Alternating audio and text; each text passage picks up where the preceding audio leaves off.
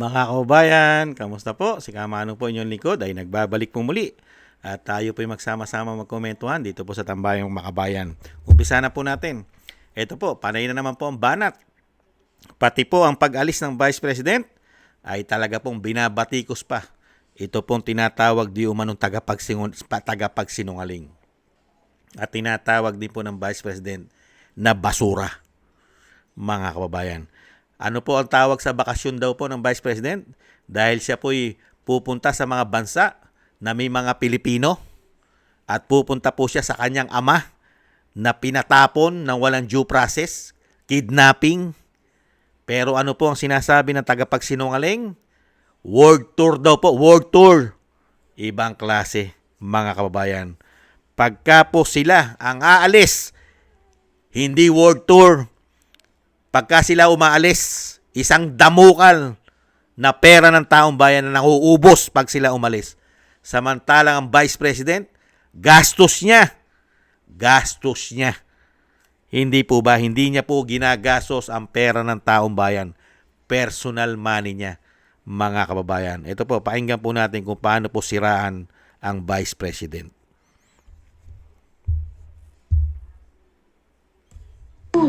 This is not paloob ngayon sa Vice Presidente at sa kanyang asawa. Kung kayo ang tatanungin, kung kayo ang Vice Presidente, nararapat ba na magbakasyon? Kung yan po ang nais niya na magbakasyon at mag-world tour, ibigay ang hilig. Paloob ngayon sa Vice Presidente at sa kanyang asawa. Kung kayo ang tatanungin, kung kayo ang Vice Presidente, nararapat ba na magbakasyon? Kung yan po ang nais niya na magbakasyon at mag-world tour, ibigay ang hilig. Paloob ngayon. Nakita niyo pa mga tambay, bigay daw ang hilig, bakasyon daw, world tour world tour. Unbelievable, mga kababayan. Palibasa po, walang achievement. At po, itong tao na ito, inilagay lang po rito para hindi po ibalita sa mga Pilipino. Kasi po, tagapagsalita ito ng Pangulo. Di po ba dapat ang nire-report dito sa taong bayan? Yung nagagawa ng Pangulo. Yung mga achievement na makakatulong sa Pilipino. Yung mga kapaki-pakinabang na programa. At yung pera ng taong bayan ay napupunta sa mga proyekto. Dapat nire-report yan. Pero ano po ang nire-report nitong tao na ito? Puro paninira sa Vice President. Bilyon-bilyon ang budget ng opisina. Mahigit 2 bilyon ang budget ng PCO, di umano. Pero ito lang po ang pakinabang ng taong bayan. Puro marites, paninira sa Vice President. Vice President yan, hindi Pangulo yan. Limitado lang ang pera niyan, ang budget niyan. Real talk. Magkano po ang pondo ng Office of the Vice President? Pinondohan po ba ng gobyerno na tinatawag ng kanyang ate na bangag? Magkano po ang pondo ng Office of the President? Hindi bababa sa 10 bilyon ang budget ng Office of the President. Magkano naman po ang budget ng Office of the Vice President? 800 plus million. Wala pang 1 bilyon. Wala po bang programa ang Vice President? Wala pong confidential intel pa ng Vice President. Yung kanyang amo, meron pong confidential intel pan na hindi pa bababa sa 4.5 billion. Puro billion. Yung Vice President na wala pang 1 billion, wala po bang programa at proyekto? Wala po ba? Kahit siya'y umalis, kahit umalis ang Vice President, yun ang kanyang programa. Kasi hindi siya presidente. Yung kanyang programa, yung kanyang budget, saan po? Naka-budget na yun sa mga programa niya ng 1 taon. Hindi po ba? Katulad po nung libreng sakay niya. May budget na po yun doon sa kanyang pondo pang 12 buwan. 12 months. Wala pang 1 bilyon, 800 plus million. May programa. Libreng sakay araw-araw, Luzon, Visaya, Mindanao. Magnegosyo ka, day. May budget yan, may programa yan. Tuloy-tuloy yan, nakaprograma na lahat. At ang Vice President, wala po siyang malaking mandato. Kung ano lang po yung kanyang kakayahan, yung kanyang budget, ay yun lang po ang kanyang gagastusin at pagkakasyahin sa loob ng isang taon. Wala po siyang mahuhugot na pera na galing sa program na katulad nila. Na bilyon-bilyon ang nilalagay sa program at binubunot nila. Hindi po ba? Hindi po ba tayo ginagawang tangat bobo nito? Ng tagapagsinungaling nila. Ginagawa pong tanga ang mga Pilipino. Sasabihin mo, world tour. Kahit yan ay umalis ng bansa, yung programa ng kanyang opisina at yung kanyang budget, nakaprograma na lahat yan.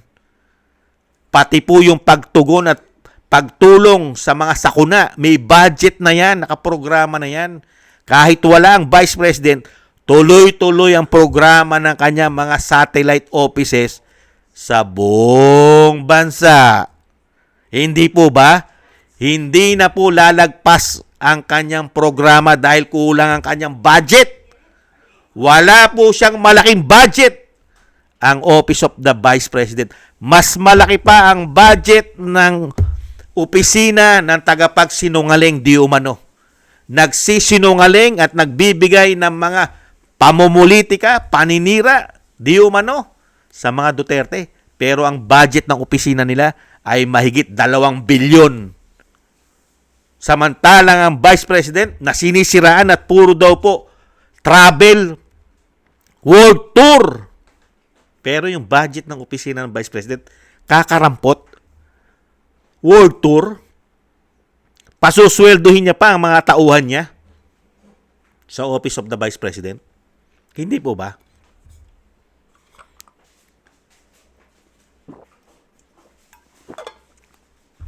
Kaya nakapagtataka eh. Nakita niyo po kung paano excuse me po, kung paano niya siraan ang Vice President. Hindi po ba? Grabe. Kakarampot ang budget.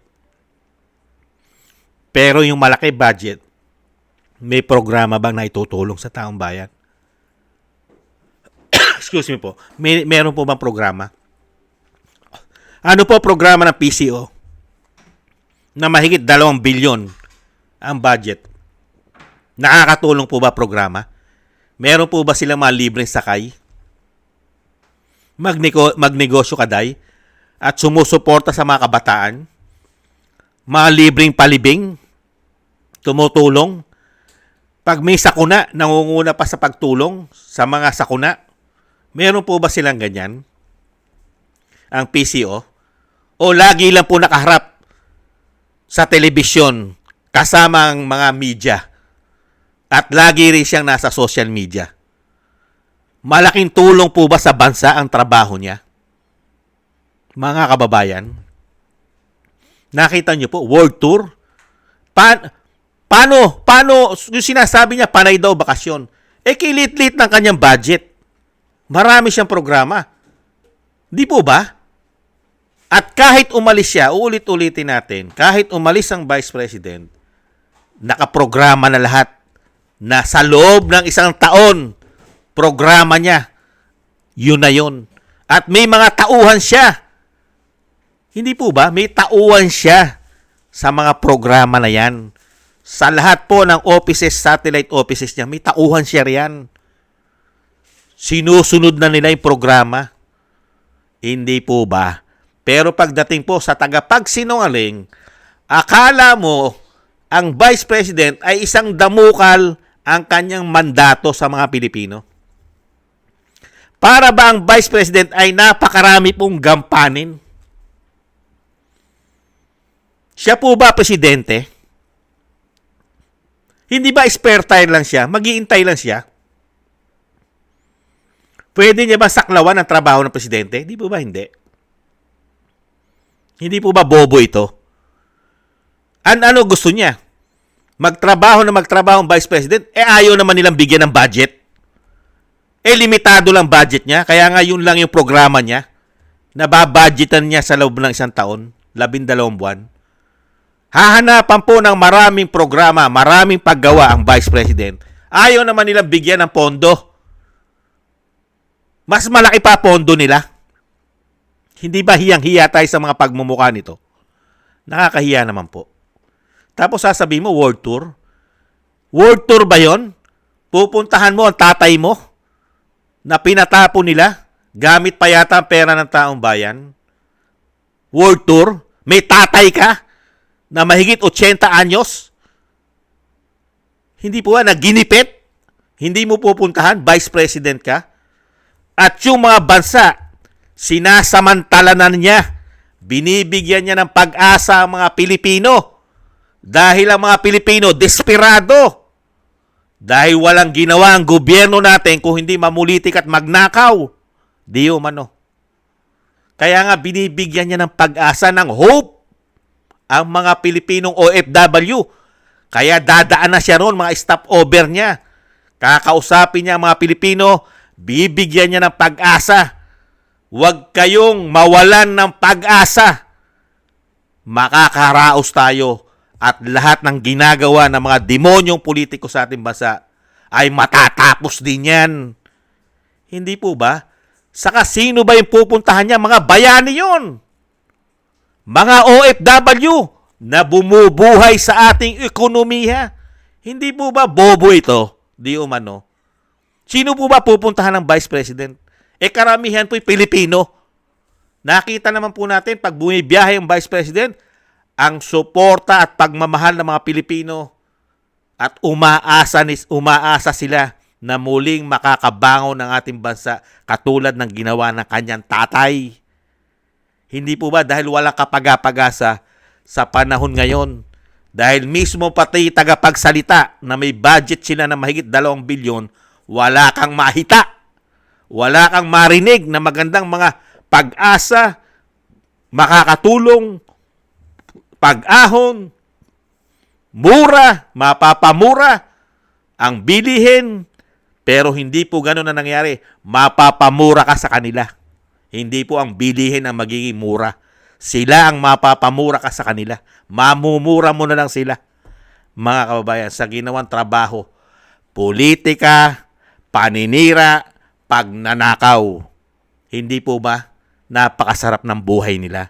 Magnanakaw sila na magnanakaw, ang gagawin naman nila, sisiraan naman nila ng sisiraan yung hindi nagnanakaw. Unbelievable, mga kababayan.